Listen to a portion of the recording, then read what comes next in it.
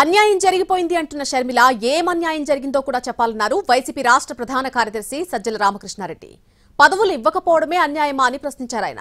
YSRTP షర్మిలతో చాలా మంది తిరిగారు, మరి వాళ్ళందరికీ ఆమె అన్యాయం చేసినట్టు కాదా అంటూ ప్రశ్నించారు. ఈ రోజు క్వశ్చన్ చేసే ముందు ఏదైతే ఆమె రైజ్ చేసిన క్వశ్చన్ కుటుంబాన్ని చీల్చుకునేది నీ చేతులారా అని అన్నప్పుడు నాకు అర్థం కాని విషయం ఒకటే, ఏదట ఇంత శ్రమ పడ్డాము, ఇంత కష్టపడితే నాకు అన్యాయం జరిగింది అన్నారు. ఏ అన్యాయమో చెప్పాలి, స్పష్టంగా చెప్పాలి. ఇదిగో నాకు ఈ అన్యాయం చేశారని. ఏదైనా పదవుల పంపకంలో అన్యాయం చేశారా? పదవుల పంపకంలో అన్యాయం, పదవులు ఇవ్వలేదు అని అంటే ఒక రాజకీయ పార్టీ కానీ ప్రజాస్వామ్యంలో కుటుంబం పదవులు పంచుకోవడానికి ఉందా? ఇప్పుడు పదవుల్లో భాగస్వామ్యం, అధికారంలో భాగస్వామ్యాలు ఉంటాయా? అది సబబేనా? అది చర్చకు అసలు చర్చించడానికి కూడా అర్హమైందేనా? అసలు అది ప్రజాస్వామ్యం ఎట్లా అవుతుంది? రాజకీయ పార్టీ